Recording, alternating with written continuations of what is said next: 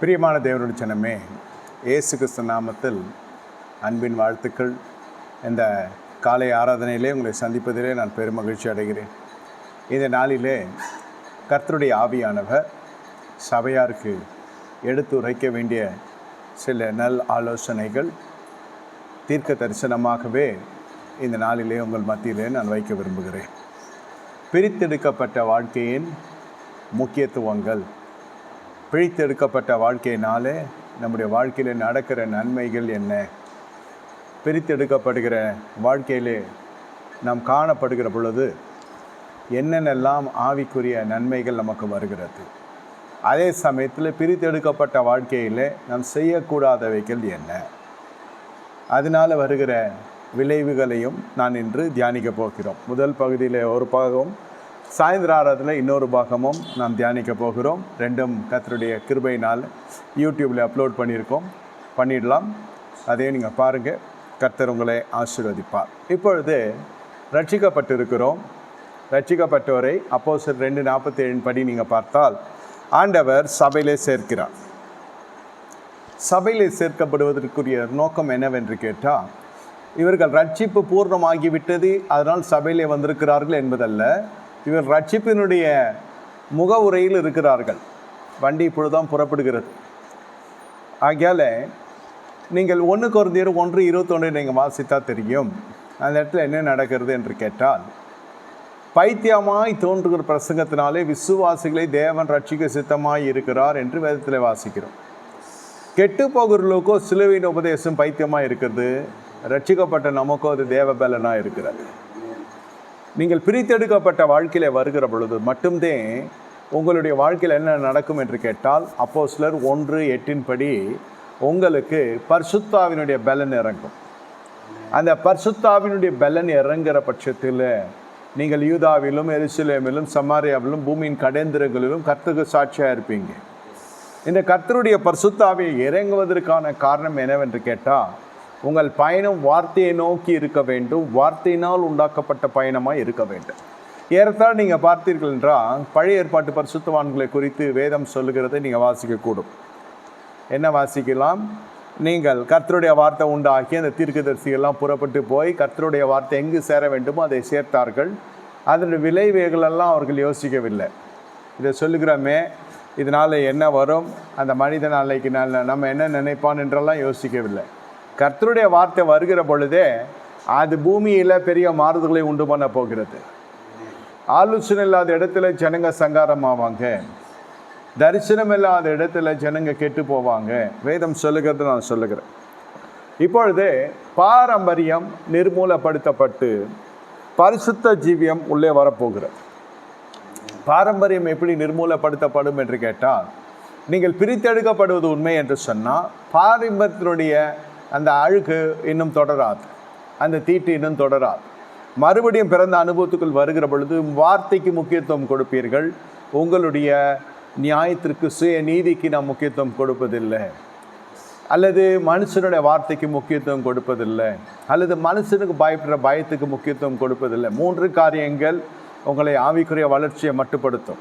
விசுவாசிகள் புரிந்து கொள்ள வேண்டும். 1, மனுஷனுக்கு பயப்படுற பயம். என்று மனுஷனுடைய வார்த்தைக்கு. 3வது முகஸ்துதிக்கு. அந்த மனுஷன் என்ன சொல்லுவாரோ, நான் இவ்வளோ நாட்கள் அந்த சபைக்கு போய்விட்டேன், இப்பொழுது அப்படியே தலை சொரிக்கிற அளவுக்கு போய் முடியும்.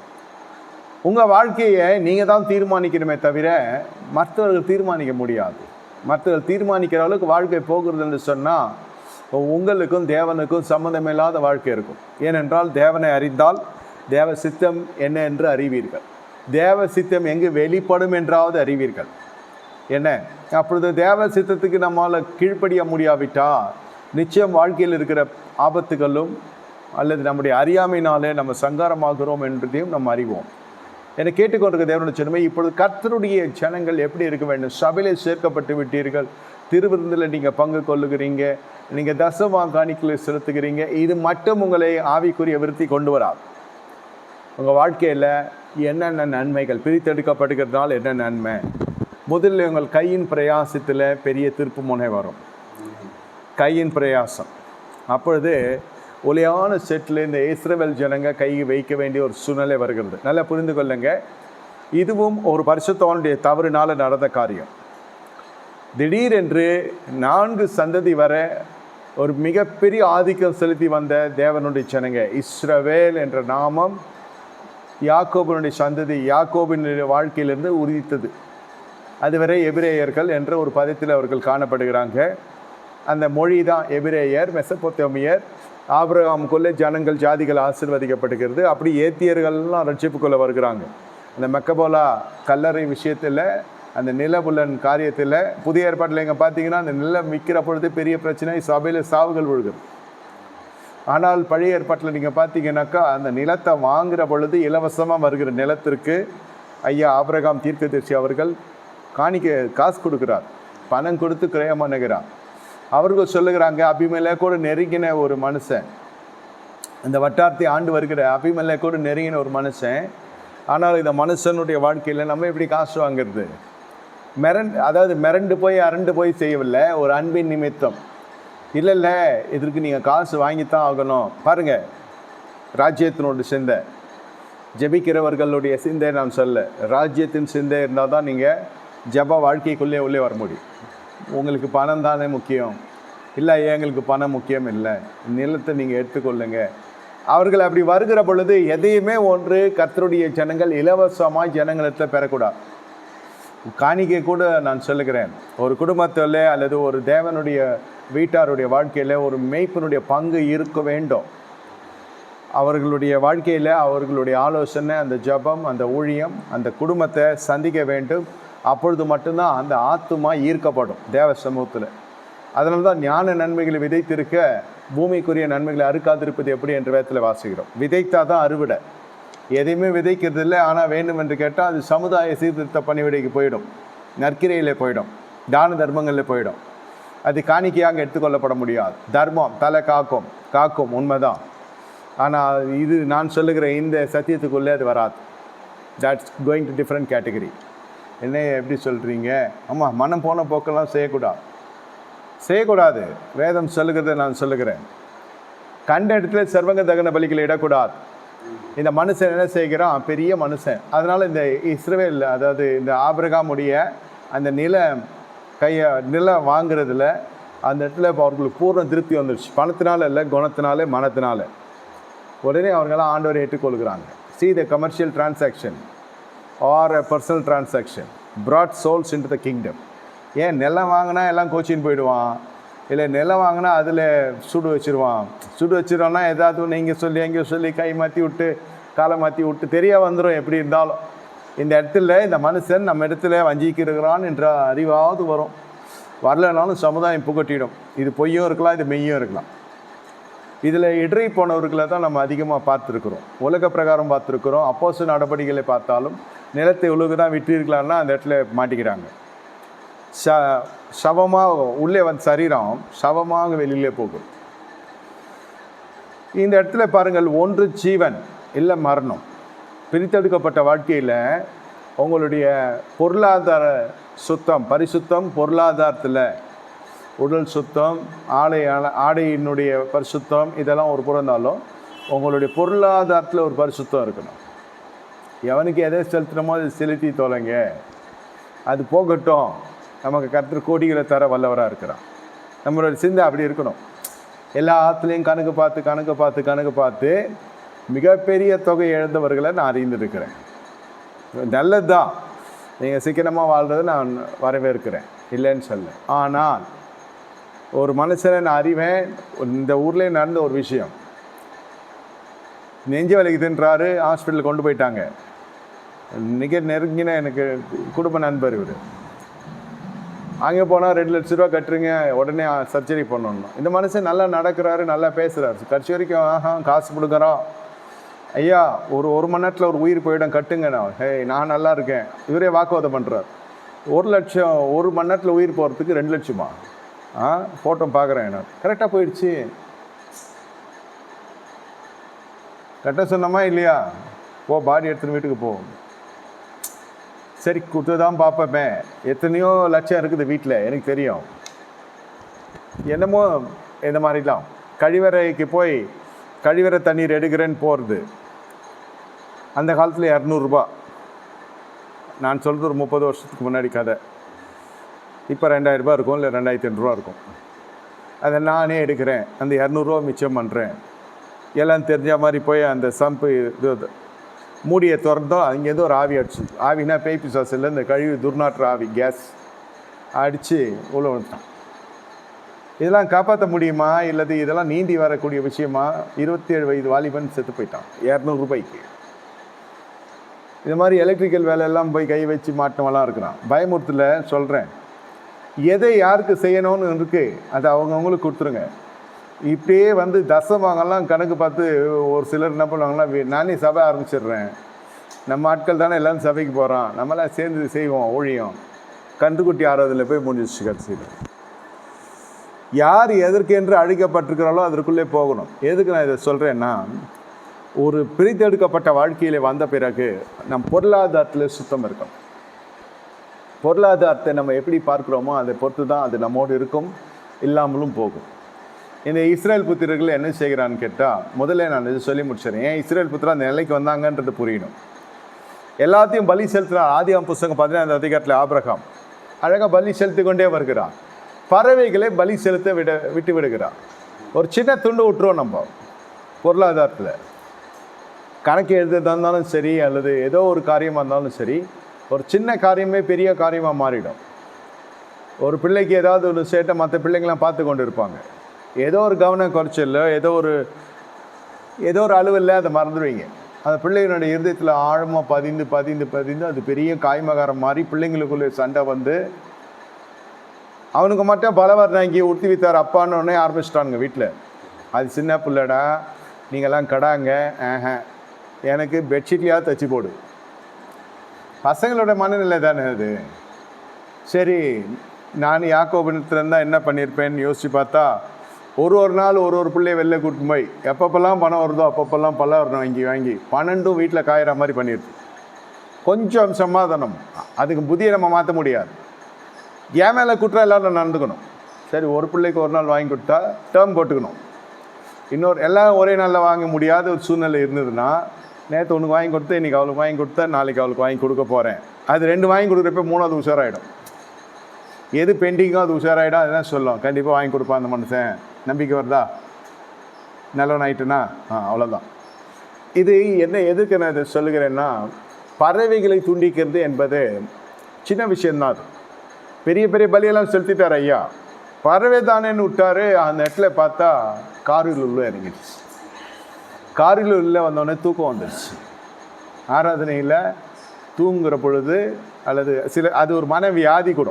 இங்கே யாரும் தூங்குறது இல்லை, தூங்க நான் விடுறதும் இல்லை சொல்கிறேன். ஏன்னா அது ஒரு மன வியாதி, இன்சோம்னியா. எவ்வளோ அதிகமாக பேசுகிறோம் அவ்வளோ குரட்டை அதிகமாகும். எவ்வளோ நீங்கள் நல்லா உபதேசம் பண்ணலாம், பிரசங்கம் பண்ணாலும் சரி, நல்ல தூக்கம். ஒருத்தன் பேசி கட்டல ஒரு தூக்கம் வந்துடும். அது ஒரு மனவியாதி. இந்த இடத்துல நீங்கள் பார்க்குற பொழுது இந்த மனுஷனை காரில் வந்தோடனே தூக்கம் வந்துடுச்சு, நித்திரை செஞ்சுட்டான். கர்த்தர் எழுந்தருளுகிறார், உன்னையும் உன் சந்ததியும் 4 சந்ததி வரை நான் விடுறேன். அடுத்தது 432 ஆண்டுகள் மிகப்பெரிய அடிமைத்தனத்தில் இருப்பாங்க. அடிமைத்தனம், பிரித்தெடுக்கப்படாத வாழ்க்கையில் நீங்கள் வாழ்கிற பொழுது அடிமைத்தனம் வரும் பொருளாதாரத்தில். இது என்னென்னா, சம்பளம் டு சம்பளம் வாழ்கிற மாதிரி ஆகிடும். தப்பு இல்லை, சம்பளம் டு சம்பளம்னா அதையே நோக்கி பார்க்கணும். அந்த நாள் எந்த நாள், 1 2 3 31 30 10 11 அதுக்கு மேலே போகாது, 7 5 என்னமோ சம்பள நாள். அதை அப்படியே வழி மேலே விழி வச்சு பார்த்து கொண்டிருப்பாங்க. அப்படியே பார்த்து கொண்டிருப்பாங்க. யார் யார் பார்ப்பாங்க தெரியுமா? இந்த மாதிரி வாழறவங்களுக்கு சம்பள நாளை நோக்கி பார்க்கக்கூடாது. நீங்கள் கர்த்தரை தான் நோக்கி பார்க்கணும். இது கொஞ்சம் நூத்தனமாக இருக்கான்னு நினைக்கவானா, நிறைய பேர் இது ப்ராக்டிஸில் வச்சுருக்காங்க, இது சரின்றது இல்லை. இந்த அடிமைத்தனம் 432 ஆண்டுகள் ஒரு மனுஷனு கீழே போய் கொத்தடிமையாக போகிறார். சில பேருக்கு இன்றைக்கும் கர்த்தரை ஆண்டு கொள்ளும்படி நமக்கு சொல்லியிருக்கிறார். இது ஆண்டுகொள், நீங்கள் ஆண்டு கொள்வீர்கள், நீங்கள் ஆண்டு கொள்வீர்கள். ஒருமையிலே பன்மையிலே சொல்லியிருக்கார். கணவனும் மனைவியும் சேர்ந்துருந்தால் நீங்கள் ஆள்வீங்க. கணவனும் மனைவியும் கருத்து வேறுபாடுக்குள்ளே இருந்தீங்கன்னா நீங்கள் அடிமையாவீங்க. சபைக்கு வந்தாலும் சரி, தசமாக கொடுத்தாலும் சரி, திருவிருந்து அந்த மாதிரி ஆட்கள் கொடுக்கறது இல்லை இங்கே. பட் திருவிருந்து எடுக்கிறவங்களாக இருந்தாலும் சரி, இல்லை பிள்ளைங்களெல்லாம் சேர்ந்து ஒரு கட்சி மாதிரி ஒன்று உருவாக்கி அந்த மனுஷனை தனியாக்கணும் சரி, இல்லை அந்த மனுஷனை பிள்ளைங்களெல்லாம் வச்சு மனைவி சிரமப்பட்டலாம் சரி, இந்த குடும்பங்கள் தேவன் சொல்லுகிற ஆசீர்வாதத்துக்குள்ளே வர முடியும். பிரித்தெடுக்கப்படல. நீங்கள் சபையை பழைய பாரம்பரியத்தை விட்டு வந்திருக்கலாம், பரிசுத்தாவிக்குள்ளே வந்திருக்கலாம். அபிஷேகம் நம்பி கொடுக்கப்பட்டது, நல்லவர்கள் என்பதனால் அல்ல, நம்பி கொடுக்கப்பட்டது அபிஷேகம். அதை நடந்து கொள்கிற விதத்தில் தான் அந்த அபிஷேகத்தினுடைய ஆசீர்வாதம் இறங்கும். ஒருவனுக்கு போதிக்க வேண்டியதில்லை, ஆவியானவர் சகல சத்தியத்துக்குள்ளே வழி நடத்துவார். ஒன்றும் இல்லை, இமீடியட் வீட்டில் இருக்கிறது துணை, அதுக்கிட்ட பிரச்சனை இருக்கும். சுற்றி பார்த்தீங்கனாலே பொருளாதாரத்துலேயே பிரச்சனை இருக்கும். ஒன்று அந்த அம்மா நியாயமான காரியம் கேட்கும், கேட்க தெரியாது, வாய் சரியில்லை. அதான் பேச எல்லாருக்கும் தெரியும், நம்ம எடுத்துக்கொள்ளக்கூடாது. நான் ரொம்ப நாள் இந்த மனுஷன் பேசிட்டா, இந்த மனுஷி பேசிட்டா, ரட்சிக்கப்பட்ட பொழுது சொல்லலாம், ஊழியத்துக்கு வார்த்தைக்கு முன்னே சொல்லலாம். ஊழியத்துக்கு வந்து நான் பண்படுத்தப்பட்டேன், இப்படி பேசலாம், எப்படி பேசலாம். ஆனால் ஊழியத்துக்கு வந்த பிறகு தான் கர்த்தருடைய சத்தம் கேட்டு அந்த மனுஷனுக்கு பேச தெரியாதுடா, கர்த்தருடைய சத்தம் வந்துச்சு. அந்த மனுஷனுக்கு பேச தெரியாது, ஒரே வார்த்தை, நான் அடங்கிட்டேன். எவ்வளோ பெரிய பகையாக இருந்தது, எவ்வளோ பெரிய பூதகரமாக இருந்த ஒரு மனநிலை. அந்த மனுஷனுக்கு பேச தெரியாதுன்றது நிறைய பேர் தெரியாது, அந்த மனுஷிக்கு பேச தெரியாதுன்றது தெரியாது. இதனால் பல விபரீதமான முடிவுகள் எடுத்தவங்களாக இருக்கிறாங்க. பிள்ளைகளாக இருக்கட்டும், பெற்றோராக இருக்கட்டும், முதியோராக இருக்கட்டும், வாலிபலாக இருக்கட்டும், கன்னிகளாக இருக்கட்டும், யாரானா இருக்கட்டும், போதகர்களாக இருக்கட்டும், விசுவாசிகளாக இருக்கட்டும், அதிகப்படியான எதிர்பார்ப்பு நமக்குள்ளே இருக்குது. அந்த மனுஷங்கிட்ட ஒரு மிகப்பெரிய மனமுதிர்ச்சி நான் எதிர்பார்க்குறேன். அவன் எப்படி அப்படி பேசலாம்? தெரியாது, அவனுக்கு தெரியாதுன்றது ஒன்று தெரியணும். பிரித்தெடுக்கப்பட்ட வாழ்க்கையில் இந்த மனுஷன் செஞ்ச வேலை பலி செலுத்தாமல் இருந்தால் கூட 432 நாட்கள் ஜனங்க தப்பிக்கப்பட்டிருப்பாங்க. இவன் காணிக்கை செலுத்தாமல் இருந்தால் கூட அனனியா சப்பிரால் உயிரோடு வந்திருப்பாங்க போல. என்ன இதை செலுத்த போய் இவ்வளோ பிரச்சனை. காயினும் அப்படி தான், செலுத்த போய் ஒரு கொலைகாரனாக மாறினான். காணிக்கை செலுத்தி ஆசீர்வாதம் தானே பிரசங்க கேட்டிருப்பீங்க. அதுதான் சொல்கிறது. இது ராஜ்யத்தினுடைய கோட்பாடுகள், ராஜ்யத்தினுடைய சுவிசேஷம் தெரிந்து கொள்ளணும். சபை ஏற்றுக்கொள்ளும், போதகன் ஏற்றுக்கொள்வார், அப்போஸ்தலர் ஏற்றுக்கொள்ளலாம், தீர்க்கதரிசி ஏற்றுக்கொள்ளலாம், சுவிசேஷம் ஏற்றுக்கொள்ளலாம், மேய்ப்பனை ஏற்றுக்கொள்ளலாம். எல்லாரும் 5 வகையான ஊழியக்காரர்களுக்கும் பணம் தேவை, ஜனமும் தேவை. இதெல்லாம் ஏற்றுக்கொள்வார். நீங்கள் கொடுத்தீங்கன்னா நானும் ஏற்றுக்கொள்வேன். ஆனால் கர்த்தர் ஏற்றுக்கொள்வாரான்னு கேட்டால் பதில் எதிர்மறையாக இருக்கும். ஒருத்தன் காணிக்கை செலுத்த கொலைகாரனாக மாறினான், காயின். அவன் காணிக்கை ஏற்றுக்கொள்ளப்படலை. சரி, வந்த வரைக்கும் லாபம், சரி ஏற்றுக்கலையா, தேங்க்யூ ஜீசன்னு சொல்லிட்டு போவாமே. நான் சொல்கிறேன், அப்படியாவது எடுத்துருக்கலாம், கொலையாவது செய்யாமல் இருக்கலாம். அது எப்படி நான் கர்த்தருக்கு அந்த ஸ்கீம் என்ன உள்ளே எடுத்துகிட்டு வந்ததே நம்மால் தான், காயின். கர்த்தருக்கு நம்ம கனப்படுத்தணும், பொருளாதாரத்தில் கர்த்தரை கனப்படுத்தணுன்ற அந்த ஒரு கோட்பாடுக்குள் கொண்டு வந்ததே காயின் தான். உலகத்தில் முதல்ல வாங்கி கட்டிக்கன்றும் காயின் தான். ஏன் சொல்கிறேன்னா, அந்த காணிக்கையில் எல்லாம் சாதிச்செல்லாம் நினைக்கிறவங்களுக்கு ராஜ்யம் செவி சாய்க்காது, மறு உத்தரவு கொடுக்காது. காணிக்கை செலுத்த கொலைகாரனாக மாறினான் காயின். இதுங்க பாதி காசை வீட்டில் வச்சுட்டு பாதி காசு எடுத்து செலுத்த பாதியாவது வந்த வரைக்கும் போதும்னு பேதுருன்னு நினைக்கல. இல்லை அந்த ஜனங்களாவது பாதி வச்சுருக்க ஐயானும் சொல்லலை. அப்போது ஸ்கீம் வேறு, அப்போ கேட்டகரி எல்லாம் வேறு.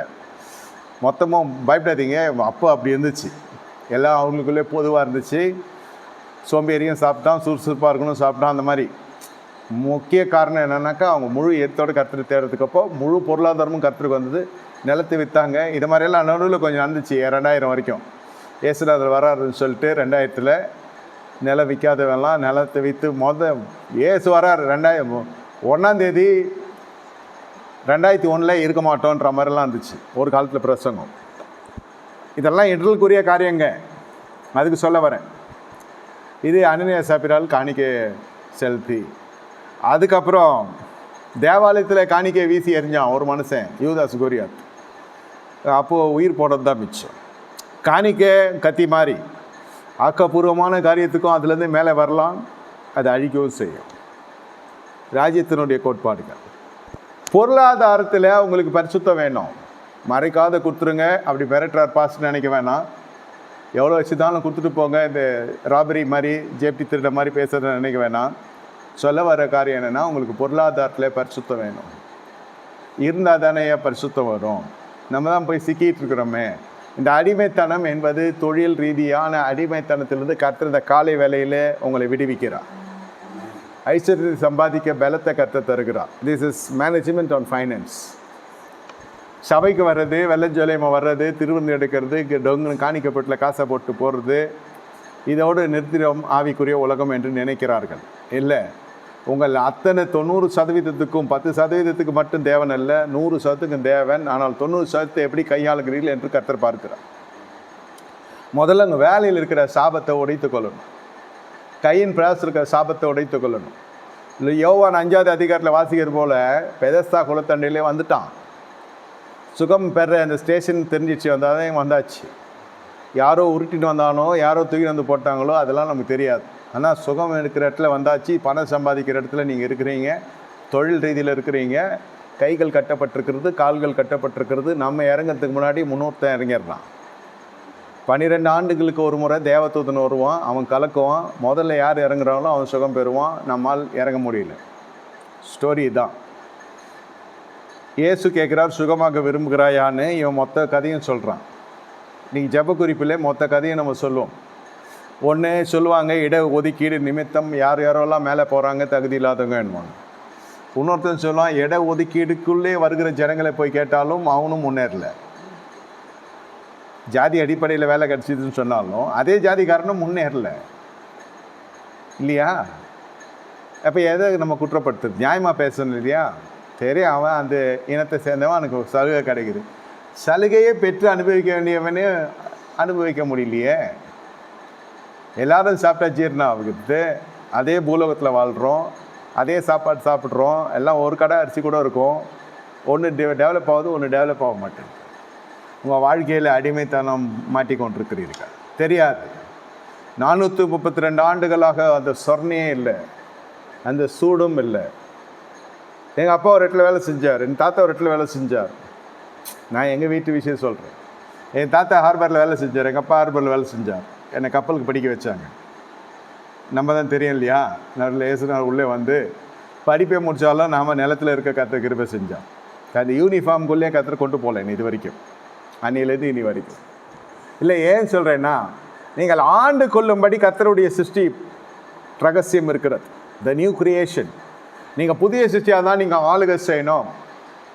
எதுக்கெல்லாம் நம்ம ஆளுகை செய்ய முடியும்னாக்கா, முதல்ல மனதை ஆள கற்றுக்கொள்ளணும். தேவன் நல்லதல்ல என்று சொன்ன காரியத்தில் பிடிவாதமாக இருக்கிறவங்க இருப்பாங்க. திருமணம் செய், நல்ல மனுஷன் தனியாக இருப்பது நல்லதல்ல, அதுதான் எனக்கு வேணும். நல்லதல்லன்னு எது சொல்கிறாரோ அது நன்மையாக நினைத்து வாழ்கிறவர்கள் கோடிக்கணக்கான ஜனங்கள் இருக்கிறாங்க. யாருக்கு சம்பாதிக்கிறான், யாருக்கு என்ன பண்ண போகிறான் தெரியாது. இவனால் பல குழப்பம் தான் இருக்கும். சரி, திருமணத்துக்கு ஒப்பு கொடுக்குறவங்களே கர்த்தர் ஆசீர்வதிக்கிறார். ஏன்னா உடன்படிக்கைக்குள்ளே வருகிறீங்க. பிரித்தெடுக்கப்பட்ட வாழ்க்கைக்கு வந்த பிறகும் சிலத்தில் மொட்டை சிங்கலாக இருக்கும், நான் கல்யாணம் பண்ண மாட்டேன். சரி, அப்படியே இருந்துட்டா கூட பரவாயில்லன்னா பவுல் சொல்கிறார். இவன் 50 வயசில் கிட்ட வரப்போ ஆசை வந்துடும். கேட்டால் அப்போ தான் ரசிக்கப்பட்டு என்னென்னமோ சொல்லி அந்த 50 வயசுக்கு மேலே 2வது இன்னிங்ஸ் போக வேண்டிய டைமில் ஃபஸ்ட் இன்னிங்ஸ் ஆரம்பிப்பான். இதெல்லாம் ரொம்ப. அப்போ எப்போ குழந்தை எடுத்துகிட்டு போய் ஸ்கூலில் சேர்ப்ப? நாளைக்கு அந்த குழந்தைய நீங்கள் அடக்கிறதுக்கு ஒரு வயசு வேணாமா? எல்லாத்துக்கும் ஒரு காலம் இருக்குது இல்லையா? 70 வயசில் எனக்கு, அப்போ 50 வயசில் எனக்கு ஒரு குழந்தை பிறந்தாலே 70 வயசில் அதுக்கு 20 வயசு ஆகும். இதெல்லாம் ஆப்பிரிக்கா ஈசாக்கு மாதிரி நடக்கிற கதையே இது. பாருங்க எப்படி இருக்கும் அந்த பிள்ளையோட மனநிலை. இப்போ 50லே கல்யாணம் பண்ணாக்கா ஒரு 5 வருஷம் இல்லை 3 வருஷம் இல்லை 2 வருஷம் ஆனால் கூட 72 வயசில் 20 வயசு பையன் இருப்பான். பையனோ பொண்ணோ, நான் இருக்கணும் இல்லையோ, பலத்தின் மிகுதினால் தான் என்பது கால்குலேஷன். ஆகையால் இது மனுஷன் போடுகிற திட்டம் அல்ல, தேவன் வகுக்கிற திட்டம். கர்த்தர் நமக்கு நன்மையானது தருகிறார். நம்முடைய வாழ்க்கையில் அந்த 2 பேர் என்பதில் நம்ம உறுதியாக இருக்கணும். துணை அது வேணையெல்லாம் இல்லை. இந்த பெண்ணை திருமணம் செஞ்சு நான் இப்படி ஆயிட்டேன், இந்த மனுஷனை கட்டி நான் நடு வீதிக்கு வந்தேன், இந்த மனுஷனால் எனக்கு பிரச்சனை, அப்படிலாம் சொல்லவே கூடாது. நாம் ஆண்டு கொள்ளும்படி கர்த்தர் நமக்கு துணையை கொடுத்துருக்கிறார். இது 2ஆக இருந்தால் தான் இந்த ஆசீர்வாதம் வரும். ஜோடியாக இருந்தால் தான். ஜோடியாக இருந்தால் உனக்கு ஒரு பேழை காத்து இருக்கும். தனியாக இருந்தால் நம்ம மூழ்கிடுவோம். 2 பேருடைய ஆசீர்வாதம் பிரசங்களை வாசித்திருக்கிறோம். என்ன, பலிகி பெறுவதற்கு தான் இந்த துணையை தவிர வேறு எதுக்கும் இல்லை. மனதிற்கும் சரி, உடலுக்கும் சரி, மற்ற எல்லா சமுதாய காரியத்துக்கும் சரி, ஒரு துணையோடு நீங்கள் போகிற பொழுது எந்த ஒரு தீட்டிலும் நீங்கள் மாட்ட மாட்டீங்க, சிக்க மாட்டீங்க. ஊழியமாக இருக்கட்டும், விருந்தாக இருக்கட்டும், மருந்தாக இருக்கட்டும், கர்த்தர் கொடுத்த அந்த திருமண உடன்படிக்கையை நினைக்கிறதே கிடையாது, ஞானஸ்தான உடன்படிக்கை நினைக்கிறதே கிடையாது, திருமண நாளுக்கு ஸ்தோத்திரம் பண்ணுறது கிடையாது, காணிக்கை செலுத்துறதுக்கு சொல்ல. சிலர்லாம் திருமண நாளுக்கு ஒரு ஸ்தோத்திர காணிக்கை எடுப்பாங்க, கொடுப்பாங்க. சரி, ஞாபகமாக அதை வச்சுருக்காங்களே, சந்தோஷம். இது என்ன அந்த அம்மா கோச்சுன்னு இருக்கோம். ஏன்னு கேட்டால், இந்த படுபாய் மனுஷனை கல்யாணம் பண்ணி இன்றைக்கி இந்த வருஷம் ஆயிடுச்சு, இத்தனை வருஷம் ஆச்சு, ஒரு வார்த்தை கூட சொல்லவே இல்லை. யாரும் சொன்னாங்க வா கொண்டாடலாம் மறுபடியும்னு. அந்த மாதிரி சொல்லுது, மறுபடியும் அந்த தப்பை நான் பண்ண மாட்டேன். சிந்தையெல்லாம் பாருங்கள். இப்போ பிள்ளைகளுடைய வாழ்க்கையில் அந்த அனுகூலம் ஆசீர்வாதம் வராது. பிரித்தெடுக்கப்பட்ட உடனே நீங்கள் எல்லாம் நினச்சிருப்பீங்க நகையை கழுத்துன்னு சொல்லுவார். ஆவிக்குரிய வாழ்க்கை பிரித்தெடுக்கப்பட்ட வாழ்க்கையில் வருகிற முதல்ல உங்கள் குடும்பத்தை பாருங்கள், உங்களுடைய ஜோலியை பாருங்கள், உங்கள் கையின் பிரயாசத்தை பாருங்கள். பிரித்தெடுக்கப்பட்ட உடனே என் பொருளாதாரம் எப்படி இருக்கிறது? கடன் என்ற சாபம் உடைகிறதா? நீங்கள் உண்மையிலே வந்திருக்கிறீங்க. முற்பிதாக்கள் அதே நெருக்கத்தில் போய் கொண்டிருப்பாங்க, அதே ஒரு உபத்திரத்தில் போய் கொண்டிருப்பாங்க. மகன் படித்திருப்பான், வேலை செஞ்சுருப்பான், தகப்பனுக்கு 50,000 ரூபா கடன், அது முடிக்காமல் தத்தளித்திருப்பான். இது பெருதனமாக போய் 5 கோடி ரூபாய் கடன்காரனாக இருப்பான். ஃபாரினில் இருக்கிறதுனால 5 கோடி ரூபா கடன்காரனாக இருப்பான். சொல்கிறதெல்லாம் பார்த்தீங்களா, பையன் படிக்க வச்சேன், ஆளாக்கினேன், உருவாக்கினேன், ஃபாரினில் இருக்கிறான். அங்கே என்னடா பொருளாதாரத்தை பார்த்தான்னா நம்ம சம்பளம் வாங்கி பார்க்கறது இல்லை, ரசீது வாங்கி பார்க்கறதில்ல. அது ஜப குறிப்பாக வருது இல்லையா, கட்ட முடியாத போகிற பொழுது பார்த்தா 5 கோடி கடன். ஏண்டா? ஏதோ அவன் பல காரணம் சொல்லுவான். ஆனால் ஆவிக்குரியத்தில் பார்த்தா தகப்பன் சாபம் பிள்ளையை தொடருது, தகப்பன் செஞ்ச வேலை பிள்ளையை தொடருது. உன் சந்ததியின் சந்ததி வரை நீ பார்ப்பாய். அதுக்கு மேலே அடிமைத்தனம். அடிமைத்தனத்தின அறிகுறி தான் நீங்கள் போய் அடிமையாக வேலை செய்யறது. அந்த அடிமைத்தனத்தில் ஒருத்தர்கிட்ட வேலை செய்ய தவறு இல்லை. ஆனால் யோசேப்பின் மீது இருக்கிற அபிஷேகம் என்ன? முதல்ல மனசை ஆண்டான். அந்த மனுஷன் தனியாக கிடச்சா போதும். தனிமையில் சோதிப்பார் ஆண்டவர். தனிமையை கொஞ்ச நாள் கொடுத்து நம்மளை சோதிப்பார். ஊழியமாக இருக்கட்டும், திருமணமாக இருக்கட்டும், பிள்ளை பேராக இருக்கட்டும், பொருளாதாரமாக இருக்கட்டும், கொடுத்தும் சோதிப்பார், கொடுக்காமலையும் சோதிப்பார். அப்போ இந்த மனுஷன் அடிமையாக இருக்கிறான்னு கேட்பார். இல்லை, விலாசம் இல்லை, முகவரி இல்லை, ஒன்றுமே கிடையாது. யாருக்குமே தெரியாது யோசேப்பு யாருன்னு. பிரபலியம் கிடையாது. பிரபலியமாக இருக்கிற மனுஷன் செஞ்சால் பளிச்சுன்னு வெளில வந்துடும். இப்போ ரகசிய பாவத்துக்கு அவள் அழைக்கிறாள். போனால் நல்ல எதிர்காலம் உலக பிரகாரமாக பார்வையில். இந்த மனுஷன் அதற்கு எதிர்த்து இருக்கிறான். நீங்கள் முதல்ல பிரித்தெடுக்கப்பட்டால் மனதிற்கே நீங்கள் எதிர்த்து நிற்கணும். மனம் 1000 சொல்லும், நீங்கள் சொல்லதான் மனம் கேட்கணுமே தவிர மனம் சொல்கிறதெல்லாம் நம்ம கேட்டால் போயே சேர்ந்துடும். தானியேல், சாத்ராக், மேஷாக், ஆபேத்நேகோ 4 பேர் வாலிபர்கள். யாரும் சொல்லலை, கர்த்தர் எழுந்தருளி சொல்லலை, இதெல்லாம் சாப்பிடாதப்பான்னு. வாயை கட்டுறது மட்டும் இல்லை, முதல்ல மனசை கட்டுறது. ராஜாவின் போஜனத்தால் தன்னை தீட்டுப்படுத்தலாகாது என்று தீர்மானித்து கொண்டான். கர்த்தனுக்கு புதிய கிருபைகளை கர்த்தர் தருகிறார். யாருக்கும் கொடுக்காத எழுத்திலும் ஞானத்திலும் அறிவிலும் அவர்களுக்கு ஒரு விசேஷ கிருபையை கர்த்தர் தருகிறார். ராஜாவோடு இணைக்கப்படுவதற்கு தான் அந்த ஆகாரம் உலக பிரகாரமாக ராஜாவின் தயவு கிடைக்கும். பிரித்தெடுக்கப்பட்ட உடனே நிராகரிக்க தெரிந்திருக்கணும். முதல்ல வீட்டிலே மனைவி கிட்டே சண்டையை நிராகரிக்க தெரிந்திருக்கணும். கணவனை நொந்து கொள்றதை நிராகரிக்க தெரிந்திருக்கணும். ஹஸ்பண்ட் ஒய்ஃப் கரெக்டாக இருந்தாலே பிள்ளைங்க ஓரளவுக்கு பக்குவமாக வருவாங்க. இப்போ எதிர்மறையாக போகும். ஆவிக்குரிய இதில் சொன்னால் நாளைக்கு எல்லாருமே ஒயிட் அண்ட் ஒயிட்டில் வந்துடலாம். அது ஒரு காஸ்டியூம். அதனால நம்ம பரலோகம் போகணும்னு கேட்டால் உங்களுக்கே தெரியாதுக்கு பதில் என்னன்னு. அப்போ எல்லா அரசியல்வாதியும் போயிடணும். வெள்ளை போடுற எல்லாருமே போயிடணுன்னா எல்லாருமே போயிட்டு தான் ஆகும். இப்போ நம்ம அதுக்கெல்லாம் எதிரி கிடையாது. ஆசையாக இருந்தால் போட்டுக்கோங்க, ஆனால் அதுதான் வழி நினைக்கூடாது. எந்த கலருமே உங்களை கொண்டு போகாது. ரட்சிப்பின் வஸ்திரம் கரைப்படுத்துகிறது எங்கேன்னு கேட்டால் வீட்டில் சண்டை, வீட்டில் அட்டூழியம், வெளியில் ஊழியம்.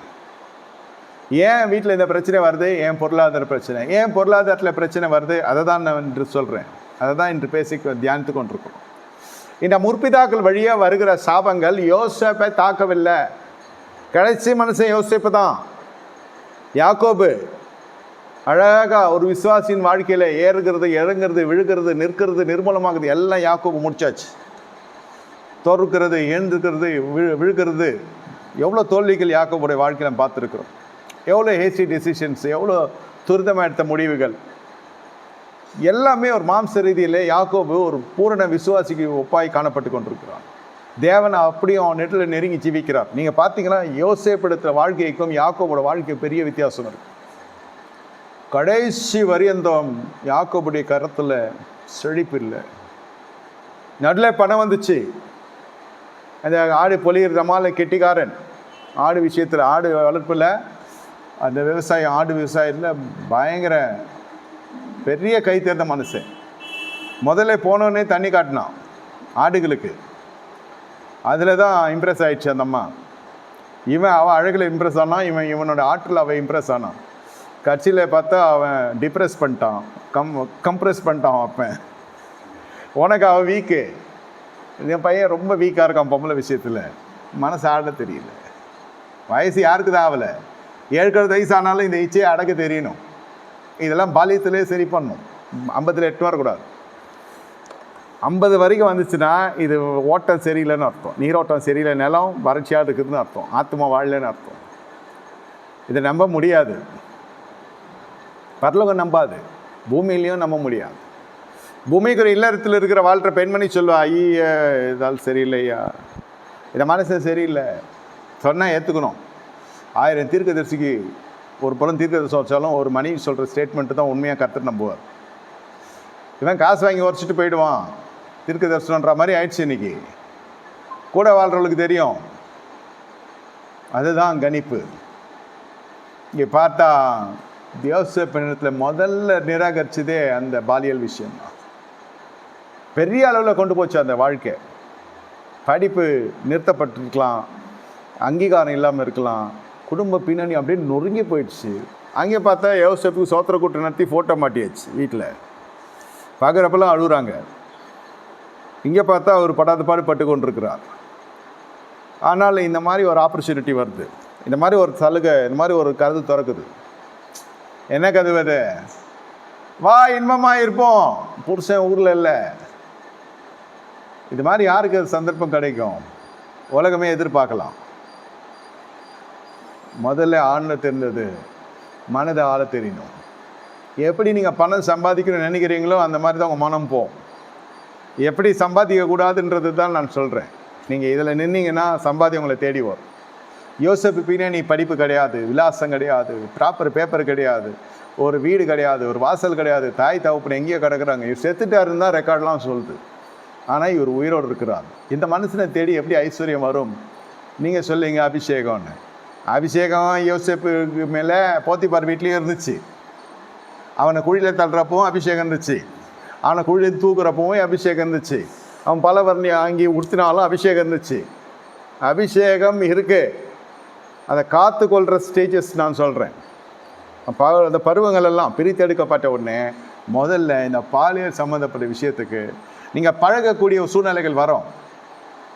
பெண் இருக்கிற இடத்துல ஆண் இருக்கிற இடத்துல போகவே முடியாதுன்னு நம்ம சொல்ல முடியாது. ஆனால் நம்மளுடைய மனதை ஆள தெரியணும். இந்த பெண்மணி இடத்துல உறவு கொள்கிற பொழுது பணத்துக்கு பணம் வரும், நம்மளுடைய எல்லா சொகுசு நடக்கும். ஆனால் இந்த கல்யாணம் ஆனவ இந்த மாதிரியெல்லாம் விஷயத்துக்கு வரான்னா கல்யாணமே பண்ண விட மாட்டான். எழுதி வச்சுக்கோங்க.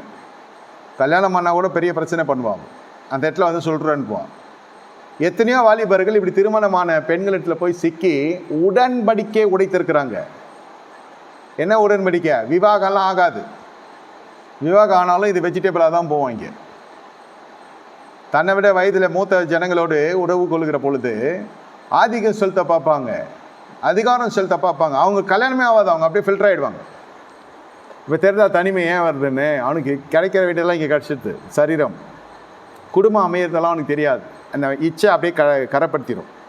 நமக்கு ஒரு குடும்பம் வேணும், நமக்கு ஒரு பிள்ளைகள் வேணும், நமக்கு ஒரு குடும்பத்தை உருவாக்கணுன்ற அந்த சிந்தெல்லாம் இருக்காது. அவன் புருஷன் அதப்போ ஃபோன் பண்ணுறது, புருஷன் இருக்கிறானான்னு கேட்டு போகிறது, இது இந்த கள்ளத்தனம் தான் இருக்குமே தவிர பாவம் பெருகுமே தவிர வாழ்க்கையில் முன்னேற்றம் என்பதே இருக்காது. நடுவில் அப்படி இப்படி பணம்லாம் வரும், ஞானம் இருக்காது. ஞானம் இல்லாமல் வருகிற பணம் உங்களை நாசப்படுத்தும். நீங்கள் லாட்ரி டிக்கெட் அடிக்கிறவங்களெல்லாம் பாருங்கள், குதிரை ரேஸ்லாம் போய் ஜெயிக்கிறவங்களெல்லாம் பாருங்கள். இந்த மாதிரி வரியிலெல்லாம் பணம் பார்க்குறவங்களாம் பணம்லாம் இருக்கும், ஒரு 5 ஆண்டுகளுக்குள்ளே உடஞ்சிடும். ஒரு 5 ஆண்டுகளுக்குள்ளே அந்த பணம் இல்லாமல் போயிடும். எங்கே ஆரம்பிச்சோன்னா இங்கே வந்து நின்றுவான். நம்ம யாக்கோபு அதில் ஃபஸ்ட்டு எக்ஸாம்பிள். ஆடு மேய்கல எவ்வளோ கெட்டிக்கார மனுஷன், ப்ரொஃபஷ்னலு, அப்படியே பலிகி பெருகி வந்துச்சு, பெரிய திரள் கூட்டமாக மாறிச்சு, எல்லாமே கரெக்டு. போய் சீக்கிரம் நேரத்தில் போய் லேண்ட் வாங்கினாரா? Wrong investment. விதைக்கிறது தவறான நேரத்தில் விதைக்கிறோம். அந்த தாறுமாறான ஜீவன் வர்றதுக்கான காரணம் இந்த அசுத்தம். இந்த அசுத்தம் உங்கள் ஞானத்தை அழிச்சு போட்டுரும். இது ஒன்றுமே இல்லாத வந்து அதிபதியாக மாறிச்சு. மகன் யோசேப்பு இது எல்லாத்துக்கும் நல்ல ஒரு வளமான குடும்ப பின்னணியிலிருந்து வந்த மனுஷன். இவங்க தாத்தா யார்? உலகத்தை கலக்கின மனுஷன் ஆபிரகாம். ஈசாக்கு யார்? தேவ சமூகத்தையே கலக்கின மனுஷன். நம்ம யார்? என்ன சொல்கிறதுனே தெரில. இவங்க எல்லாம் ஒன்று பண்ணி கர்த்தர் வந்தார். நான் பண்ணக்கூடாததை பண்ணி கர்த்தர் என்னை தேடி வந்தார். அந்த மாதிரி ஆயிடுச்சு யாக்கோபு. ஆபிரகாம் விசுவாசித்தான், தேவன் நீதியானா, தேவன் இறங்கி வந்தார். ஈசாக்கு பலி வீட்டில் பட்டார், அதில் கர்த்தர் இறங்கினார். என்ன யாக்கோபு என்ன பண்ணார்? கர்த்தர் ஏன் வந்தார்? டே இந்த மாதிரிலாம் படுபாவி, இது மாதிரிலாம் பண்ணாதடான்னு சொல்கிறதுக்கு வந்தார். அப்போ தான் அவன் இஸ்ரவேல்னு அழைக்கப்பட்டான். எத்தனை இருக்கிற அந்த சாப்டர் முடிஞ்சு புதுசாக உள்ளே வருது. ஏன் பொருளாதாரத்தில் ஏன் மறுபடியும் வீக்காக இருக்க? தேவ தரிசனம் வந்துச்சு இல்லையா? தேவனை கண்டுட்டோம் இல்லையா? பரம்பொருள், அதான் எக்ஸ்ட்ரீம் அல்டிமேட். அது பார்த்தாச்சு. இன்னமும் ஏன்யா பொருளாதார பிரச்சனை தொடரும். மனம் சரியில்லை, நீ மனதை ஆளலை. எல்லாம் இயேசுக்கு, எல்லாம் ஆண்டவர், பிதா, குமாரன், பரிசுத்த ஆவியானவர், தீர்க்க தரிசனம், அபிஷேகம், ஆராதனை எல்லாம் கரெக்டாக இருக்கும். அந்த இடத்துல நீங்கள் தோற்று இருக்கிறீங்கன்னு அர்த்தம். இது எல்லாம் இருந்தோம். இதுக்கு தனி சப்ஜெக்ட் இது. இதை நீங்கள் எப்படி இதை வந்து அடிமையாக தான் வச்சுக்கணும் பணத்தை. இது ஆசானாவோ பெரிய எஜமானாலாம் வச்சுக்கூடாது. இது வந்து நமக்கு ஒரு வேலையாள். Money works for me, it's a servant for me, it's not a master for me. உலகம் அப்படியே எதிர்மறையாக சொல்லும். தொட்டு கும்பிடும், ஜாக்கிரதையாக வேணும். நான் ஜாக்கிரதை வேணும். பல ஆசீர்வாதங்களை கற்றுக் கொடுத்துருக்கிறார். அதே போல் நான் இதையும் பாதுகாத்துக் கொள்வது என் மீது வித கடமை, அவ்வளோதான். ஆனால் அது எங்கே போனாலும் அது ஒரு வேலை காட்டும். அதுக்கு ஜீவன் கொடுக்கறதும் ஏன் ஜீவன் எடுக்கிறதும் அதுக்கிட்ட இல்லை, என்கிட்ட தான் இருக்குது. இது நல்லா புரிந்து கொள்ளணும். யோசேப்பு ஒரு விஷயம் மட்டும் புரிஞ்சுட்டார், நம்ம இந்த வழியில் பணம் சம்பாதிக்கக்கூடாது. நம்ம வாழ்க்கைக்கு பணம் தேவை தான். இந்த மாதிரி நூடுல்ஸாக இருக்கிற டைமில் நம்மளுக்கு ஒரு கதவு திறக்கணும். சில பேர் படிப்பை நம்ம போய் படிப்பாங்க. ஆனால் தேவ ஜனங்க என்ன சொன்னாக்கா, பரிசுத்தத்தில் தான் நீங்கள் நிலை நிற்கணும். பணம் உங்களை தேடி வரும். இது வந்து தேவ தரிசனம் வந்து பரிசுத்தமாக்கிறதுக்குனே வந்துச்சு. அப்போட பரிசுத்தமாகல. நல்லா புரிந்து கொள்ளுங்க என் வார்த்தையை. இது அபிஷேகம் பண்ணப்பட்ட வார்த்தைகள். வந்த தேவ தரிசனம், ஏசேயாவுக்கு வந்த தரிசனம் இவரை பரிசுத்தமாக்குச்சு. யாக்கோபுக்கு வந்த தேவ தரிசனம் பரிசுத்தமாக்கணும். வந்த தரிசனத்தில் இது கிரியை வந்து வித்தியாசமாக இருக்குது. யாக்கோபு பழைய மனுஷனவே போகிறார், புது மனுஷனாக போல. ஏன்னா நல்ல தேவன் எல்லாம் தரிசித்தேன், எல்லாத்தையும் பண்ணேன், தேவம் பண்ணேன், எல்லாம் பண்ணேன். ஏன் ராகலுக்கு புத்தகம் கொடுத்தேன்? பழைய மனுஷன் சாவல் இல்லை, ஆள் மாறும். 90 ஒருத்தையை பார்த்துருப்பான், நல்ல மனுஷன் ஆகிட்டான், மனம் திரும்பிட்டான், பாவம் மன்னிப்பு நிச்சயம் வந்துச்சு, அபிஷேகம் பெற்றான், எல்லாம் பண்ணிட்டான். 2010 எவ்வளோ போயிட்டான். நடுவில் 2 வருஷம் 20 வருஷம் நல்லவனாக இருந்தானா? இல்லை, சந்தர்ப்பம் கிடைக்கல. மறுபடியும் அந்த காற்று அடிக்குது, ஆள் கிடச்சாச்சு. சிலது அக்செப்ட் பண்ணல, அதனால் all Indians are brothers and சிஸ்டர்ஸ்ன்னு போயாச்சு. சிலதெல்லாம் ஒத்துக்கல, அவர் போயா கெழ போல்ட்டுன்னு இருக்கும். இல்லை ஏதாவது அவன் பொருளாதார நிலைமை வந்து நல்லா ஃபுல்லாக தெரிஞ்சிருக்கும், அவன் உஷாராக போயிட்டுருப்பான். வானா அவனை பிரதர் மாதிரி தான் நினைக்கிறேன், எனக்கு அந்த எண்ணமே வரலன்னு. அப்போது 0 இருக்கிறான்னு தெரிஞ்சிட்டு. இப்போது இவன் 1000க்கு அதிபதி, 1000க்கு அதிபதி ஆகிட்டான். சின்ன வெடலைக்கெல்லாம் வர ஆரம்பிச்சிடும் உலகம். இல்லை இன்றைக்கி இதுவும் சும்மா இருக்க, தையெல்லாம் அடிச்சுன்னு, பல் செட்டெலாம் கட்டின்னு, சின்ன பிள்ளை மாதிரி ஜீன்ஸ் பேண்ட்லாம் போட்டுக்கின்னு என்னென்னமோ நீங்கள் பார்த்துருப்பீங்க. ஷோக் பேர் விழிங்கெல்லாம். மனைவி பார்த்தா, புருஷனுக்கும் மனைவியும் உட்காந்து பார்த்தா அது அக்கா மாதிரி இருக்கும், இது தம்பி மாதிரி இருக்கும். நம்மளால் அப்படி எக்யூப் ஆகிக்கிறது. என்னையா உனக்கு ஈர்ப்பு இந்த வயசில்? அங்கே அவனுக்கு ஒரு ஆப்பர்ச்சுனிட்டி காத்துன்னு இருக்குது. இதை மாதிரியெல்லாம் போகிற பொழுது அந்த இருக்கிற பணம் வந்து கொஞ்சம் இருக்கும், ஆனால் அது உங்களை அழிச்சிடும். இந்த முத்தம் கொடுத்தது தப்பு ரைட்டுன்றது இல்லை. வேதத்தை சொல்லுது பரிசுத்த முத்தம்னு. ஆனால் ராகேல விரும்பி கொடுத்த முத்தம் வந்து அவளை தனக்கு மனைவி ஆக்கி கொள்கிற கொடுத்த முத்தம். பவுல் கொடுத்த முத்தம் மாதிரி எல்லாம் கிடையாது. இப்போது போயிடுச்சு வாழ்க்கை. உங்களுக்கு பொருளாதாரத்தில் வாங்கியாச்சு, வரோம் டோக்கன் வாங்கியாச்சு, பாவர்ட்டி டோக்கன் ஃபார் பாவர்ட்டி. நீங்கள் என்ன பண்ணிட்டீங்க? அட்மிஷன் போட்டிங்க பாவர்ட்டி காலேஜில் போகணுன்னு. லேக் பாவர்ட்டி. சரி, கல்யாணம் ஆனால் எல்லாருக்கும் கொஞ்சம் காசு வரும், பணம் வரும். அந்த காலத்தில் ரெபேக்காலுக்கு கொடுத்தாச்சாங்க. ஒன்று கொடுத்தாவது அனுப்பணும், நம்மக்கிட்ட கொடுக்குறதுக்கு கெப்பாசிட்டி இல்லை, சரி உழைச்சி கொடுக்குறேன்ற மாதிரி போய் அவன் சுத்தமாக வச்சு செஞ்சிட்டான் லாபான். 20 ஆண்டுகளே 10 முறை சம்பளம் மாற்றப்பட்டது. தேவ தரிசனம் வந்துச்சு, தேவன் கூட இருக்கிறார், பொருளாதாரம் ஜீரோவாக இருக்குது. தேவனை அறியாதவெல்லாம் நல்லா இருக்கான், தேவனை அறிஞ்சும் இப்படி இருக்கான். சொல்கிறாங்கல்ல, அதுக்கு பதில் தெரியாது. பணத்தை பற்றி பேசாத, பணம் கர்த்தருக்கு கொண்டு போகாது, பாதாளத்துக்கு கொண்டு போகும். பண ஆசைதாயா தீமையாக இருக்குது. எல்லா தீமைக்கும் வேறாக இருக்கிறது பண ஆசை. இந்த பணத்தை பற்றி உங்களுக்கு தெரியணும், எதனால் இது போதுன்னு தெரியணும், எதனால் இது வருதுன்னு தெரியணும், எதனால் இது நம்மளை அழிக்குதுன்னு தெரியணும், எதனால் அதை தான் நீங்கள் கையாளுறதா இருக்கணும் தவிர அது உங்களை கையாளக்கூடாது. உங்களுடைய வாழ்க்கையை கர்த்தர் தம்முடைய கருத்தில் வைத்திருக்கிறார், உங்களிடத்தில் எல்லா அதிகாரத்தையும் கொடுத்துருக்கிறார். இப்போ என்ன நடக்குது, திருமணம் நடக்குது, திருமணம் நடந்த பிறகு அங்கே ஒரு ஆள் மாறாட்டம், இதெல்லாம் தெரியும் உங்களுக்கு.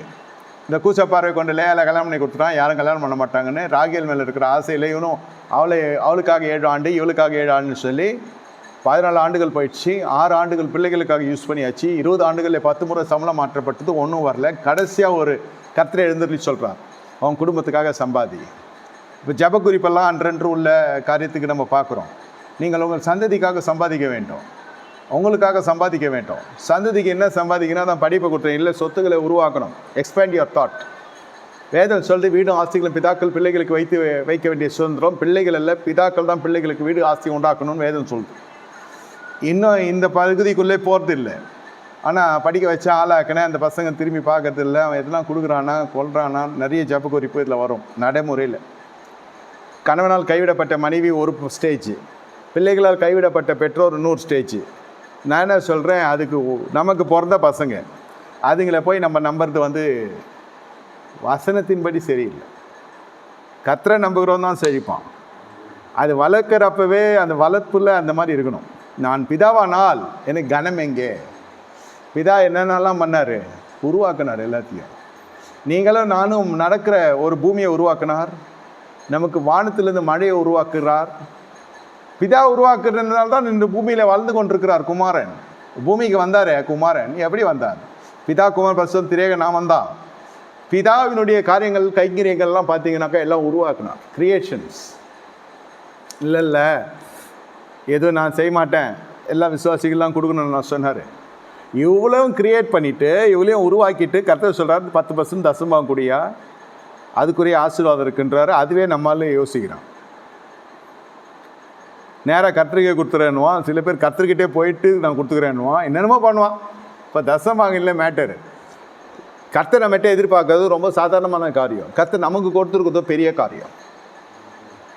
அது சொல்ல வர நம்முடைய வேல்யூ கர்த்தரை உருவாக்கியிருக்கிறார், ரத்தத்தினால உருவாக்கியிருக்கிறார்.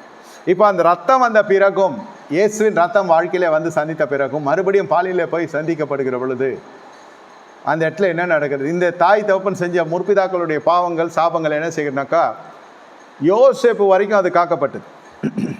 யோசேப்பு தான் கடைசி மனுஷன், ₹1 இல்லாமல் மிகப்பெரிய அதிபதியான மனுஷன்.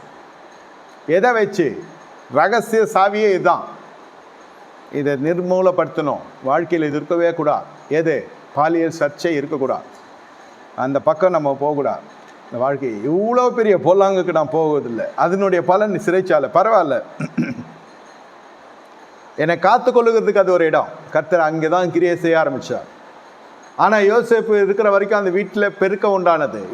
இப்போ பாருங்க, யோசேப்பு ஜெபிக்கலை, யோசேப்பு வாசிக்க, யோசேப்பு பிரசங்கிக்கல, போத்திபார் கர்த்தரை ஏற்றுக்கல, போத்திபார் பொண்டாட்டி குடும்ப ஜபத்துக்கு வரல. அதெல்லாம் தான் நம்ம அந்த மாதிரி வந்திருக்குமா? No gospel, no evangelism, but still the house was multiplied. எதை வச்சு? யோசேப்புனாலன் என்று வேதம் சொல்லுது. யோசேப்புக்கு அந்த அபிஷேகம் எப்படி கிரியை செஞ்சதுன்னா, தீர்மானம் ஒழுங்காக இருந்துச்சு. நம்ம காத்துக்கொள்ளணும், நம்ம எதுலேயும் போய் நம்ம விழக்கூடாது. அந்த தீர்மானம் ஒழுங்காக இருந்துச்சுன்னா நீங்கள் போகிற எல்லா இடத்துலையும் ஆசீர்வாதத்தை கத்த பெருக்க பண்ணுவோம். நமக்குள்ளே இருக்கிற ரகசியம் அது. It's law of attraction. ஃபிசிக்ஸில் மட்டும் இல்லை, நம்மக்கிட்ட தான் வேதத்தில் தான் வந்தது. எங்கே இருக்கிற பொருளாதாரம் தேடி வந்துடும். எங்கே இருக்கிற கற்கள்லாம் சேர்ந்து இங்கே இறங்கி அதை கட்டிடமாக மாறி இருக்கு இல்லையா? இது எங்கேயோ போயிருக்க வேண்டிய லேண்டு நம்ம கையில் வந்துச்சு இல்லையா? சொந்த இடம் தான், தகப்பன் பூமி தான். எத்தனையோ பிள்ளைகள் விற்று போயிட்டாங்க இல்லையா? எத்தனை பேர் செத்து போயிட்டாங்க இல்லையா? உங்களுக்குள்ளே இங்கே ஒரு உலகம் இருக்கிறது, உள்ளே எப்படியோ அப்படி தான் வெளில. முதல்ல தீர்மானம் எடுங்க, இதெல்லாம் நான் செய்ய மாட்டேன். ஒன்றுமே இல்லாத வந்த மனுஷன், அவனுக்காவது உறவுன்னு இருந்தது அப்பனுக்கு. லாபான் வந்து தாய் மாமன், ஏதோ ரத்த சம்மந்தப்பட்டதாவது இருந்துச்சு, ஒன்றும் விளங்கலை. இது பார்த்து அந்நிய தேசத்தில் அடிமையை போய் முடிந்தது கதை. இந்த மாதிரி ஆட்கள் எல்லாம் என்ன வேணால் பண்ணலாம். அவங்க இன்னைய வரைக்கும் அந்த சட்டம் பேப்பர் இல்லாமல் போய் மாட்டினா நல்ல விஷயத்துக்கு பயன்படுத்துவான், நல்ல விஷயத்துக்கு பயன்படுத்துவான், துன்மார்த்துக்கு பயன்படுத்துவான், முடிஞ்சிச்சு. ஆனால் பெண்ணாக்குவான், பெண்ணை ஆணாக்குவான், என்ன வேணால் பண்ணலாம். பூரண அடிமை நம்ம. அங்கேருந்து கத்தர் காத்தா. ஏன்னா எல்லாரும் சொல்லலாம், ஆலயவாசிகள், ஆண்டவரே என்னை காப்பாற்றும். ஆனால் ஆலயமாக வாழுகிற ராஜ்யத்தின் புத்திர என்ன ஜெபம் பண்ணுவாங்கன்னா, ஜெபம் எப்படி பண்ணணும்னா, ஆண்டவரே உம்மை நான் காத்து கொள்ளணும், உம்மை நான் காத்து கொள்ளணும், எனக்கு பிரியமானது நடக்கணும், இல்லை உமக்கு விசனமானதை நான் செய்யக்கூடாது. ராஜ்யத்தின் புத்திர உள்ள ஜெபம் இப்படி தான் இருக்கணும். நீர் மன வருந்துகிறபடி எனக்கு எதுவும் நடக்கூடாது. எல்லாரும் என்னை நேசிக்கணும். ஆலயவாசிகள் ஜெபம் இருக்கணும், என்னை யாரும் நேசிக்கிறது இல்லை ஆண்டவரே, எல்லாரும் என்னை வெறுக்கிறாங்க, எனக்கு எல்லாரும் நேசிக்க செய்யுங்க. இந்த ஒரு லாஸ்ட் லைன் ஜபத்துக்கு ராஜ்யத்தின் புத்திரம் அரண்டு போய் மிரண்டு போய் ஓட்டமாக ஓடுருவாங்க. யாரும் நேசிச்சா போதும், ஏன் லவ் ஜபம் எல்லாம் போதும், யாரும் நேசிக்க வேணாம், ஒன்றும் வேணாம், எனக்கு தேவ நேசனாக இருக்கணும், தேவ பெரியராக இருக்கணும், உலக சிநேகிதம் வேணாம் ஐயா. ஜபமே அதுக்கு தான் இருக்கணும். இது எல்லாம் வந்து சாவிகள் நமக்கு. உலக சிநேகத்திற்கு நீங்கள் உபவாசித்தீங்கன்னா அது நிர்மூலம் அடையணும், அது வேணான்னா உலக பிரகாரம் ஆசிரியணும் உங்களை தேடி வரும். No recommendation. அங்கே ஒரு டிமாண்டை கர்த்தர் கிரியேட் பண்ணுவார், அந்த இடத்துல ஒரு வறட்சியை கர்த்தர் கிரியேட் பண்ணுவார். அவனுக்கு சொப்பனம், ராஜாவுக்கு சொப்பனம் கொடுக்கணுமோ, தரிசனம் கொடுக்கணுமோ, அவனை கலக்கணுமோ, அவனை அளக்கணுமோ கர்த்தர் தெரியும். நம்ம ரீச்சில் இல்லாத ஜனங்களை கர்த்தரை டீல் பண்ணுவார். ஞாபகம் இல்லாதவனுக்கெல்லாம் ஞாபகம் வரும் நம்ம குறித்து. ஆனால் எனக்கு ஒன்றி சிந்தை கரெக்டாக இருக்கணும், தேவ சிந்தையில் இருக்கணும். You are attracting the heaven towards you. The heaven's business will draw the attention of the king or the high profile towards you. நேராக நீங்கள் பணம் கேட்டால் வராது, நான் தான் சொல்கிறேன்னு. நம்ம எல்லாம் பார்த்துட்டு தானே இங்கே வந்திருக்கணும். நீங்கள் நேராக பணம் கேட்டு பாருங்கள். 2 கோடிக்கு ஜெபம் பண்ணால் 2000 ரூபா வந்துச்சு. இன்னும் ஜெபம் பண்ணி பார்த்தா இன்னொருத்தர் ஃபோன் பண்ணி சொன்னால் 200 ரூபா அனுப்பிச்சிக்கிறேன் ஜிபேயில் வந்துச்சா பாருன்னு. மொத்தமே 2200 ரூபா தான் வேணா இவ்வளோ நேரம் பண்ணுற ஜெபத்துக்கு. கோடிகள் அதெல்லாம் இல்லை, அதுக்கும் மேலே நான் சொல்கிறேன். உங்களுக்கு தொகையை நீங்கள் அந்த மாதிரி எண்ணிக்கையில் நம்ம கேட்கறதுல சரிப்பட்டு வராது. தேவைகளை கற்று சந்திக்கிற தேவன் இனி அபரிமிதத்தின் வழியை ஏன் நடத்துகிறது இல்லைன்னா, பரலோகம் நம்ம நம்புகிறது இல்லை. பரலோகத்தில் நம்பிக்கை சம்பாதிக்க வேணும். எப்படி நம்பிக்கை சம்பாதிக்க முடியும்? எப்படி நம்பிக்கை சம்பாதிக்க முடியும்? யோசித்து பாருங்க. இல்லை ஆண்டவரே நம்ம நேசிக்கிறேன், நான் 1000 வெள்ளி கொடுக்குறேன், 200 வெள்ளி கொடுக்குறேன், இல்லை 10,000 வெள்ளி கொடுக்குறேன், இல்லை 50,000 வெள்ளி, இதெல்லாம் போதகர் நம்பிடலாம், மயங்கிடலாம், விழுந்துடலாம். கர்த்தர் நம்ப மாட்டார். அண்ட சராசரம் படைத்த தேவன் உங்ககிட்ட வாங்கி தான் நான் செய்யணுமான்ற மாதிரி தான் இருக்கும். பொறுத்துனே நீங்கள் பண்ணுங்கள், நான் வேணான்னு சொல்லலை. ஆனால் கொஞ்சம் யோசித்து பண்ணணும். எல்லாத்தையும் படைத்த தேவன் இப்போ என் காசு தான் வந்து பிரதானமாக இருக்க போதா? என்னையா பலியாக நான் ஒப்பு கொடுக்குறேன், ஜீவ பலியாக என்னுடைய வாழ்க்கையை நான் கொடுக்குறேன். எந்த பெண்ணுக்கும் எந்த மனுஷனுக்கும் என் வாழ்க்கையில் இடமில்லை. அதுதான் யோசேப்பு எடுத்த தீர்மானம், தானியேல் எடுத்த தீர்மானம். ஐயா ராசாவினோட உணவே வானாம், அது பலதரப்பட்ட பிரச்சனையில் இருக்குது. எதெல்லாம் யூதர்கள் சாப்பிடக்கூடாதோ அத்தனையும் அதில் இருக்குது. நாங்கள் வெறும் பருப்பு கிருப்பை என்ன சாப்பிட்டு இன்றைக்கி நாளில் ஓட்டிக்கிறோம். இதெல்லாம் வேணாம், கர்த்தருக்கு பொல்லாப்பான காரியம். ராஜாவின் போஜனத்துக்கு உலகமே காத்திருக்குது. எவ்வளோ பெரிய விஷயம் அந்த மாதிரி ஒரு அரண்மனை கிடைக்கிறது, அந்த முக்கியஸ்தராக நம்ம இருக்கிறதுக்கு அதெல்லாம் ஒரு பெரிய காரியம். ஆனால் இவர்களை தான் கர்த்தர் என்ன செய்கிறார்? பதவி கொடுத்து உயர்த்துக்கிறார். பதவிக்காக பல காரியங்களை செய்வாங்க ஜனங்க. பசங்க செய்வாங்க, நயவசப்படுத்துவாங்க, முகஸ்துதிக்கு என்ன வேணால் செய்வாங்க. ராஜ்யத்தின் புத்திரர்கள் தேவனுடைய சாயல் நம்ம இழக்கக்கூடாதுன்னு பார்க்கணும். தேவனுடைய முகம் விசனப்படக்கூடாதுன்னு பார்க்கணும். You living with Lord, not praying to the Lord. நீங்கள் தேவனோடு வாழ்கிறீங்க, சஞ்சரிக்கிறீங்க. நீங்கள் ஜெபித்து விட்டு போகலாம்ன்று வந்த ஜனங்க இல்லை. இப்படி கொடுக்க என்னன்னா உங்களை மறுபடியும் உயர்த்தணும். உங்களுடைய இருதயம் கலங்காது இருக்கணும்.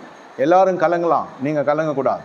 ஏன்னா ஒன்றி இந்த ராஜ்யத்தின் புத்திரருடைய மனதில் ஆழமாக பதிய வேண்டிய காரியம் என்னென்னா, எல்லாவற்றையும் தேவன் அறிவார். எனக்கு என்ன தேவை என்று கர்த்தர் அறிவார். யாரிடத்துல நான் திருமணமாக வேணும் கர்த்தர் அறிவார். அது யாரும் தடுக்கவே முடியாது. தேவன் சேர்ந்து நிற்கிற காரியம் தடைபடாது நடக்கும். அவருடைய வேலை என் வாழ்க்கையில் கட்டாயம் வரும். ஆனால் நான் மட்டும் உத்தமத்தோடு நான் கர்த்தரை சேவிக்கணும், பரிசுத்த அலங்காரத்தோடு கர்த்தரை ஆராதிக்கணும். ஆலயத்துக்கு வருகிறது மட்டுமல்ல, ஆலயமாகவே வாழணும். இந்த மனுஷர்கள் இப்படியெல்லாம் அந்த சாபத்தீடு வந்ததுனால பெரிய ஒரு முதலைக்கிட்ட போய் மாட்டிக்கிட்டாங்க. சின்ன மீனுங்களாம் முதலிட்ட மாட்டின மாதிரி பார்வோன்கிட்ட போய் மாட்டியாச்சு. உனக்கு வேண்டியதை நான் தரேன், ஆனால் நீ வேலை செய். அந்த அடிமைத்தனம் நேரைக்கு பிழிந்த கசக்கி அவர்களை யாத்திராமத்தில் இதை பற்றி விலாவரே எழுதலை, நெகேமியாவில் எழுதப்பட்டிருக்கு, எஸ்ராவில் எழுதப்பட்டிருக்கு. மனிதர்கள் எங்களை பயன்படுத்தி கொண்டார், அவங்களை என்ன துஷ்பிரயோகம் பண்ணி கொண்டாங்க. சொல்கிறது உங்களுக்கு புரியும்னு நினைக்கிறேன். ஒன்றும் பேச்சே கிடையாது. சங்க பிடிச்சா வண்டியில் ஏறணும். இனி வரைக்கும் அது நடக்குது மத்திய கிழக்கு நாட்டில். எல்லாம் ஒரு கேன்ட்ரோனில் ஆடுகளை ஏற்றுற மாதிரி ஏற்றிட்டு கொண்டு போய் அந்த வனாந்தரத்தில் விட்ருவாங்க. கீழியோ திருப்பி மதியம் கொண்டு வருவாங்க. என்றைக்கோ 2 வருஷத்துக்கு முன்னே போன கோழிக்கறியெல்லாம் திருப்பி ஆக்கி அது பதப்படுத்தி இருப்பாங்க சாப்பிட்ற மாதிரி. இதுங்க பெண்ணை பார்க்காத வாழ்ந்தவங்களாம் இருக்கிறாங்க, பெண்களை தெரியாமல் வாழ்ந்தவங்க, மனைவி அறியாத வாழ்ந்தவங்களாம் இருக்கிறாங்க. இங்கே இருக்கும் மனைவி முழு வாலிபமும் வனாந்தரத்தில் விட்டு வந்தவங்களாம் இருக்கிறாங்க. அது தாங்க முடியாமல் தான் போய் பல தவறுகளில் போய் மாட்டிக்கின்னு நோயாளியாக வந்தவன் இருக்கிறான், பணத்தை இழந்தவன் வந்தவன் இருக்கான். அங்கே போயிட்டு வந்து என்ன எங்கே போச்சு காசுன்னு எல்லாருக்குமே தெரிகிற அளவுக்கு ஆயிடுச்சு. What is the use? வேலையில் இருக்கிற சாபம் அது இங்கேயே மனைவி மக்களோட பரிசுத்தமாக வாழ்ந்துட்டு போகலாம்ல, எது போய் எவகிட்டே கொடுக்கறதுக்கு புத்தி. நாங்கள் போய் நிறைய சம்பாதிக்கலாம், நிறைய எங்கே சம்பாதிக்கிறேன், நீ நிறைய சாபத்தை தேடிக்கிறேன். பாருங்க இன்று எப்படியெல்லாம் போய் கொண்டிருக்குது. ஆனால் தேவன் நமக்கு எப்படி செய்கிறார்? நமக்கு துணையோடு கூட கர்த்தர் நம்ம அனுப்புகிறார் வாக்குத்தத்தம் செய்யப்பட்ட தேசத்துக்கு. அங்கே போனாலும் ஒரு துணையை கர்த்தர் உருவாக்க வல்லவராக இருக்கிறார். நம்முடைய கையின் பிரயத்தை தேவன் ஆசீர்வதிக்கிறது தேவன் மீது விழுந்த கடமைன்னு சொல்கிறேன். அது தேவனை அப்படி ஒரு நிர்பந்தத்துக்குள்ளே இந்த வாழ்க்கை தள்ளிடும். இப்போ நம்ம உபவாசிக்கிறோம், ஜெபிக்கிறோம், ஆனால் காரியத்துக்கு நம்ம செய்யறதில்லை. வேலை வேணும் ஆண்டவரே, அது அப்படி இல்லை. தேவ பயம் இருந்தால் கையின் பிரயாசம் வரும். தேவ பயம் இருந்தால் கையின் பிரயாசம் ஆசீர்வதிக்கப்படும். தேவ பயம் இல்லாத பொழுது எழுந்த ஆசீர்வாதம் அத்தனையும் தேவ பயம் வருகிற பொழுது ரெட்டிப்பான விதத்தில் கர்த்தர் தர வல்லவராக இருக்கிறார். அந்த தேவ பயம் என்றால் என்ன? ஆபிரகாம் சொல்ல, இந்த இடத்துல தேவ பயம் இல்லை, எவன் முன்னாடி அவனும் கூப்பிட்டு வந்துடுறீங்கடா அப்படின்னு அர்த்தம். அதுதான் சொல்லுது ஆதியாகமம் 20:11. அவன் 1000 காரணம் சொல்லலாம், அதெல்லாம் முக்கியம் இல்லை. தேவ பயம் இருக்கா இல்லையா? இல்லை, அவ்வளோதான். என்னை கேட்டுக்கொண்டிருக்க தேவனுடைய ஜனமே, 430 ஆண்டுகள் வரை இதுங்க ரொம்ப கஷ்டப்பட்டாங்க. உணவுக்கு இல்லையா, உடைக்கு இல்லையா, இருக்க இடம் இல்லையா, அடிப்படை தான் இருந்துச்சு தவிர அதுக்கு மேலே அபரிமிதத்துக்குள்ளே போக முடியல. இன்றைக்கெல்லாம் அவ்வளோதான், அதோடு நின்று அதோடு கண்ண மூடிடுறாங்க. ஒரு வாசஸ்தலம் அல்லது ஒரு விரிவாக்குதல், ஒரு வளர்ச்சி பொருளாதாரத்தில் இல்லை. பொருளாதாரம் சில காட்சி எதிர்பார்க்கும், ஜீவன் இல்லை, அதுக்கு வெறும் பேப்பர் தான், கரன்சி தான். ஆனால் அது உங்கள் கையில் வர்றதுக்கு சில பழக்க வழக்கங்கள், சில குணாதிசயங்கள் வேதம் எதிர்பார்க்கிறது. துரிதமாக பேசுகிற வார்த்தை தரித்திரத்தை உண்டு பண்ணும். பதறுகளுடைய காரியமும் செல்லத்தை சேர்க்காது. குடியன போஜன பேர் தரித்திரம் அடைவான். ஹேபிட்ஸ் இதெல்லாம் உங்களுக்கு ரத்தத்தில் ஊறி இருக்கணும். போஜன பிரியம் இருக்கக்கூடாது.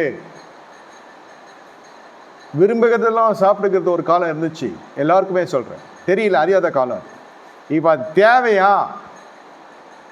அது அத்தியாவசியமா? இல்லை விருப்பத்தில் பயணம் இன்னும் பட்டுக்கொண்டே இருப்போம். விருப்பத்தில் பயணப்படுறீங்களா? உங்கள் வாழ்க்கைக்குரிய பாதையில் நீங்கள் பயணப்படுறீங்களா? இது எனக்கு தேவை, இது அத்தியாவசியம், இதில் தான் பயணப்பட்டோம். இன்று சாப்பிட நினைக்கிறது நாளைக்கு கழித்து சாப்பிடலாம். எங்கேயும் அந்த பறவை போயிடாது, எங்கேயும் அந்த கோழி போயிடாது, எங்கே அந்த ஆடு போயிடாது, எங்கே அந்த இறைச்சி போயிடாது, மீன் எதுவாக இருந்தாலும் சொல்கிறோம். எதுவுமே எங்கேயும் போவாது, எல்லாம் அங்கெங்கே இருக்கும். ஆனால் நம்ம இருக்கணும். எல்லாம் முன்னமே நம்ம செய்யணும்னு நினச்சிட்டு கடைசியில் வாழ்க்கையை ஓட்டத்துக்கு முன்னாடி நிறைய பேரோட ஜீவன் போயிருக்கு, மயத்து கொண்டிருக்கிறாங்க. ஏன்? கோட்பாடுகள், அந்த பணமே அவர்களுக்கு எதிரியாக மாறிடுச்சு. அந்த பணம் என்னென்னமோ செய்ய வச்சிரும். இந்த பணம் யாரையோ உள்ளே கொண்டு வந்து விட்டுரும். வாழ்க்கையில் தகாத ஜனங்களாம் உள்ளே வந்துடுவாங்க. இது தேவன் கொடுக்குற ஐஸ்வர்யம் இல்லை, தேவன் கொடுக்குற ஐஸ்வர்யம் இல்லை, இது இவர்களாக ஏற்படுத்துகிற ஐஸ்வர்யம். அப்படி தான் சவுல் போய் என்ன செய்கிறார்? போய் அங்கே அழிக்கப்பட வேண்டியதை உள்ளே கொண்டு வந்து வைக்க, வரக்கூடாத ஒரு மனவியாதி வந்து செய்யக்கூடாத கட்டலாம் செஞ்சு ஒரு புத்தி பேத்தலிச்ச மனிதனாக போய் கடைசியில் பட்டயத்தை நட்டு வச்சு மேலே ஒன்று செத்துக்கிட்டாங்க. யூதாஸ்கோரியத்துக்கும் இவருக்கும் என்ன பெரிய வித்தியாசம் இருக்குது? அபிஷேகம் காத்துச்சின்னு சொல்கிறவங்கெல்லாம் இப்போ புரிந்து கொள்ளுங்க, அபிஷேகம் நம்ம விரோதி இல்லை. பெற்றுக்கொண்ட அபிஷேகத்தை பயன்படுத்துறதுக்கும் கர்த்தர் ஞானம் தரும். பொருளாதாரம் வேறு, அபிஷேகம் வேறு. அபிஷேகம் பண்ணப்பட்டவர்கள், தேவ பக்தியாக இருக்கிறவர்கள் தரித்திரத்தில் இருக்கிறதுக்கு நிறைய வாய்ப்பு இருக்குதுன்றதை தான் நான் நிரூபிக்கிறேன், பிரசங்கிக்கல, நிரூபிக்கிறேன். ஏன் விலகலை? மனம் விலகலை. அந்த இச்சே ஒன்று இருக்கிற வரைக்கும் முதல்ல தேவ மனுஷங்கிட்ட பிரிச்சிடும். நான் இந்த பிரித்தெடுத்தல் சொல்கிறேன், அது தாம வேலையை காட்ட ஆரம்பிச்சிடும். அது தேவ சமூகத்தை விட்டு பிரிச்சிடும். தேவ அபிஷேகம் பண்ணப்பட்ட எழுப்பப்பட்ட ஸ்தானாதிபதி தள்ளி கொண்டு போயிடும். அவங்களுக்குன்னு தனி கூடாரம் போட வைக்கும். அதெல்லாம் பண்ணது தான் யாக்கோப். ஆரம்பத்தில் பெத்தேல தானே இருந்தேன். என்ன சொல்லிட்டு போனேன்? கர்த்தர் கேட்குறாரு இல்லையா, சொன்ன தசபாகம் தரல, சொன்ன பெத்தல்லையும் இல்லை, மேலே செலவு, வழக்கு வாய்தா, ரத்த ஆறு ஓடுது. அவர் லாபான்கிட்ட இருந்தால் கூட இவ்வளோ பெரிய பிரச்சனை வந்திருக்காது போல இருக்குன்னு சொல்கிற மாதிரி ஆயிடுச்சு. பாதை காட்டுறதெல்லாம் கர்த்தர், உபாதைகளை தேடிக்கொள்ளுக்கிறதெல்லாம் நான். அப்புறம் இதில் பொருளாதாரம் இருக்குன்னு நான் மாற்றட்ட முடியுமா? மொத்த காசும் சீக்கிரமான விஷயத்தில் போச்சு. இந்த கேஸில் போச்சு காசு. ராசா விட்டு பிள்ளைங்களை போய் வெட்டி போட்டு வந்தால் சும்மா இருப்போமா? அதுக்கேற்ற கிரியத்தை செலுத்தணும். அப்புறம் அந்த இதுக்கும் பின்னாடி வேறு பார்த்தீங்கன்னாக்கா இன்னொரு மோசமான காரியம், விக்கிரகங்களோடு பயணப்படுறாங்க. பொன் தங்க விக்கிரகம், பொற்சிலைகள் லாபான் வீட்டிலேருந்து தள்ளி வந்தது, ஆட்டையை போட்டது. அதையெல்லாம் கர்வாலி மாற்றுக்கீடு புதைச்சிட்டு தான் நம்ம பயணப்படணும். இப்போ தெரிதா எவ்வளோ வெயிட்டோடு வந்திருக்கிறோம் நம்ம? ஒன்று பாரம் இதெல்லாம் உங்களுக்கு பொருளாதாரத்தை நாசம் பண்ணிடும். கடைசியில் சாப்பாட்டுக்கே பிரச்சனை வந்துச்சு. சாப்பாட்டுக்கு பிரச்சனை யாருக்கு? யாக்கோபுக்கு. எப்படி வாழ்ந்த குடும்பம் இது, எப்படி செய்த குடும்பம் இது. எத்தனையோ பெண்களை நான் பார்க்குற பொழுது எனக்கு இந்த 25 ஆண்டு ஊழியத்திலே சொல்கிறேன், இதுங்கெல்லாம் வளர்ந்த விதெல்லாம் நான் பார்த்துருக்கேன். இந்த வாழ்ந்து கொண்டிருக்க விதமும் பார்த்துருக்குறேன். மனம் உடைந்து போயிடும். இதில் தாய் வீட்டில் வாழ்ந்த ஒரு செழிப்போடு இல்லை புருஷன் வீட்டில். சிலதெல்லாம் பார்த்துருக்குறேன். தாய் வீட்டில் இருந்த ஒரு தரித்திரத்துலேயும் நான் பார்த்துருக்கேன். இது கல்யாணம் ஆகி திருமணமாகி போய் இவங்க பல ஸ்தலங்களை உண்டு பண்ணி பெரிய அளவில் இவங்க வந்து உயர்த்தப்பட்டிருக்கிறாங்க. அரண்மனையிலிருந்து சிறைவாசத்துக்கு போனவங்களும் உண்டு, சிறைச்சார்ந்து அரண்மனைக்கு போனவங்களும் உண்டு. வசனம் மாதிரி இருக்கும். இதெல்லாம் வந்து செய்வனையோ பிலிசூனியமோ கிடையாது. இதெல்லாம் வந்து நம்ம கடைப்பிடிக்க தவறின சத்தியம் நம்ம கீழே தள்ளிடும். கடைப்பிடித்தா நம்ம உயர்த்தப்படும். அபிஷேகம் அப்படியே இருக்கும். நல்லா புரிந்து கொள்ளுங்க. அபிஷேகம் ஒரு பக்கம், மற்றது 90% மனுஷன் தன் சுயத்தில் நடக்கிறபடினால, தன் விருப்பத்தில் பயணப்படுகிறபடினால, தான் எடுக்கிற டெசிஷன்லாம் தன்னுடைய சரின்னு நினைக்கிறதுனால தீர்மானம் எடுக்கிறதா நம்ம தானே. ஆனால் இது ஒரு ஆவி தள்ளிக்கொண்டே போகும். முதல்ல அடி வைக்கிறதே பரிசுத்த சமூகத்தை. எங்கே கர்த்தருடைய வார்த்தை வருது, வேணாம் அந்த மனுஷன் வேணாம், துணிகரமாக போய் பிளாக் பண்ணுறாங்கன்றியா? எப்படி? ஏன் வேறு எதுவும் ஒப்பலை, காது கொடுத்து கேட்க முடியல. கர்த்தருடைய வார்த்தையே நேராக அது ஈட்டியப்பில் குத்துது. என் இருதயத்தின் விருப்பத்துக்கு எதிர்மறையாக இருக்குது. அதுக்குள்ளே அவங்க பிளான்லாம் போட்டுருவாங்க. லேண்டு வாங்கி வீடு கட்டி கரப்பிரசம் பண்ண மாதிரியே ஒரு நினப்பு. ஒரே வார்த்தையில் நல்லா இல்லை, நான் அவ்வளோதான். வேறு யாருனா இருந்தால் சட்டையை பிடிச்சிருப்பான். ஃபேக்ட்டு. மூஞ்சி அழுவும், சுருங்கும், எதனா கொடுத்தா குடிக்க மாட்டாங்க. எல்லாம் நான் பார்த்துருக்கேன். அப்புறம் போயிட்டானே, ஏதோ விட்டுட்டு போயிட்டான்னு பார்த்தா உடனே பிளாக் பண்ணிட்டான். வெளில போய் இதை ஏதோ விட்டுட்டு போயிட்டானே, கூப்பிட்டு போய் கொடுக்கலான்னு பார்த்தா உடனே பிளாக்கு. ஒரு டிக்கு தான் காட்டுது. என்னடா ஆச்சு, நல்லா தானே இருந்த, வேணாம் நீ வேணாம் போ பேசிக்கா. அப்புறம் 5 வருஷம் கழிச்சு 6 வருஷம் கழிச்சு மறுபடியும் வந்து ஆள் வந்த முன்னிலவிலும் பின்னலவையும் அதிக கேடுல தான் இருக்கிறப்போ மறுபடியும் வரும். சிலது வராமல் அப்படியே பரலோகம் போனது இருக்குது. சாவர வரைக்கும் ஈகோலே செத்ததும் இருக்குது. நான் ஏன் போகணும்? நல்ல நிலையில் நான் அவர் பார்த்தார். இப்போ என்னை பார்த்து என்ன நினைப்பார்? நான் என்ன ஹிந்தி படம் எடுக்கிற ஹீரோயினை தேடினுக்கிற டேரக்டராக நான் ஏதோ ஒன்று கடைசி நேரத்துலையாவது வந்து சேரலாம் இல்லையா? பணம் இவர்களை ஆட்டி படைக்கிறது. அது உங்களுக்கு சேவகம் செய்யணும். அது உங்களுக்கு எஜமானர் இல்லை, எஜமானர் கர்த்தர். இந்த பணம் இன்னும் கொஞ்சம் பணத்தை கொண்டு வரோம் சொன்னால் நம்ம நடந்து கொள்கிற விதத்தில் இல்லைன்னா அந்த பணம் என்ன செய்யணாக்கா உள்ளே இருக்கிற ஜீவனை வெளியே கொண்டு போய் விட்டுருவோம், பிரச்சனைகள் அதிகப்படுத்தி விடும். பணத்தை கையாளுறது எப்படின்னு சாயங்காலம் நம்ம பார்ப்போம். இப்போ கண்களை மூடி கத்த நோக்கி போவோம். ஆனால் முதல்ல நம்ம தீர்மானம் பிரித்தெடுக்கப்பட்ட ஜீவியம். இப்போ சாயந்தரம் ஒவ்வொரு விஷயத்துக்கும் ஒன்று பின்னாடி வந்து கொண்டே இருக்கும். நம்ம ஒன்று செஞ்சால் கர்த்தர் நம்மளை கேட்காமலே நிறைய ஆசீர்வாதம் தருவோம். அது போல தான் இந்த பிரித்தெடுக்கப்பட்ட ஜீவியம் செய்கிற பொழுது யோசேப்புக்கு அதிபதி ஆகும், நம்ம எகிப்துக்கு அதிகாரி ஆகும்லாம் தெரியவே தெரியாது. ஒன்று தெரியும், சிறைக்கு போகும். பின்ன அந்த அம்மா யார்? அதிகாரியுடைய மனைவி. அது ஏதாவது போய் வழக்கு போடும். சரி, என்ன பண்ணுறது? ஆனால் ஒன்று எனக்கு தெரியும், தேவன் செய்ய நினைக்க தடைபடாது நடக்கும். அது ஒன்று தான் நம்ம வாழ்க்கையில் ஓடணும். தேவன் செய்ய நினைக்க தடைபடாது நடக்கும். தேவன் சொல்கிறபடி நான் நடந்தாலே போதும். அந்த கம்யூனிகேஷன் கேப் உடையாது பார்த்துக்கணும். இதுதான் விஷயம். அதுதான் அவர் பார்த்தார். வஸ்திரம் போச்சுன்னா எவ்வளோ, அது வஸ்திரமே போச்சு, வஸ்திரத்தாலேயே பிரச்சனைவாங்க எல்லாம். போனால் போதிய வஸ்திரமே போனாலும் தேவன் போகக்கூடாது நம்மளை விட்டு. வஸ்திரம் தானே போட்டோம், தேவன் ஒண்டி எடுத்துடக்கூடாது. ஏன்னா அவருக்கு தெரியும் இதிலெல்லாம் போனால் அவ்வளோதான். அவர் கேளாத ஒரு சந்ததிக்கு ரூபனுக்கு வர வேண்டிய சேஷ்ட புத்திர பாகத்தினுடைய உடன்படிக்கை ஆசீர்வாதம் அப்படியே யோசேப்பினுடைய குடும்பத்துக்கு வருது. ஏன்? 4 எழுதப்பட்டிருக்கிறது. அந்த மறுமனையட்டோடு சேர்ந்த பாவத்தினால, வேசித்தனத்தினால அவனுக்கு அந்த சுதந்திரம் கொடுக்கல. அந்த வேசித்தனத்தை முறித்த குடும்பம் இது, ஜெயித்த குடும்பம் இது. அதுக்கு சேருது. என்னத்தை செய்ய? இதுக்கெல்லாம் ஜெபிச்சிருப்பாரா? இதுக்கெல்லாம் உபவாசிச்சிருப்பாரா? வேதம் சொல்கிறத சொல்கிறேன். ஜபமும் உபவாசம் நம்ம எதிரி இல்லை சொல்கிறேன். ஒரு வித்தியாசமாக அவங்களுக்கு கேட்குற மாதிரி இருந்தாலும் இது சத்தியம், ராஜ்யத்தினுடைய காரியம். ராஜ்யம் வருவதாக அங்கே இதெல்லாம் நடக்கும் நீங்கள் நினைக்கிறீங்களா? இந்த மாதிரி அசூசியெல்லாம் நாமும் பரிசுத்தப்படுவதாக. பரிசுத்தம்தான். அந்த பரிசுத்த ப்ராக்டிஸ் இங்கே இருக்கணும். அப்போ அங்கே நம்மளுக்கு புதுசாக இருக்காது. அங்கேயும் நம்மளுக்கும் ஒரு கனெக்டிவிட்டி இருந்து கொண்டே இருக்கும். ராஜ்யம் வருவதாக, ராஜ்யம் வருவதாக. நல்ல உயர்ந்த அடைக்கலத்திலே வரணும்னு எல்லாருக்குமே ஆசை. அதுக்கு எல்லாம் உழைப்பாங்க. யாரும் சோம்பேறிகள் இல்லை, எல்லாம் தாளந்தற்றவர்கள் இல்லை, எதுவுமே இல்லை. வாய்க்க மாட்டேன்ட்டு பாருங்க. யாக்கோபு எவ்வளோ டக்கரடிச்சிருப்பார், என்னென்னமோ பண்ணி பார்த்துட்டாரு. 20 ஆண்டு வெளில வர முடியல. எப்படியோ பண்ணி பார்த்தார். கர்த்தரை இறங்கி வெளில கூட்டு வரார். விருத்தி அடைய முடிஞ்சுதா? அவன் எட்டில் இருக்கிற வரைக்கும் ஆண்டவரே, நான் இங்கேருந்து போனால் நான் அப்படியே பிரகாஷி ஜெகஜோதியாகி நட்சத்திரமாகி அவ்வளோதான், நான் உலகத்துக்கு வெளிச்சம் கொடுப்பேன்வா நிறைய பேர். சரி வா, அங்கே இருந்தாலே ஓரளவுக்கு நல்லா இருந்திருப்பான் அந்த மனுஷன். பொண்ணையாவது காப்பாற்றி வச்சிருக்கலாம். கருப்பு போகுது இல்லையா, தீனாலோடைய கருப்பு. போய் பார்த்தா தான் தெரியும் உனக்குன்ற மாதிரி. வர்றப்பவும் ஒரு சூது. அங்கேருந்து ஆட்டையை போட முடிஞ்சதெல்லாம் போட்டுக்கின்னு ஆள் வீட்டில் இல்லாதப்போ இதுங்க லூட்டி பண்ணிவிட்டு எல்லாத்தையும் அங்கெல்லாம் திருட்டு வந்துட்டான் இல்லையா ராகேல்.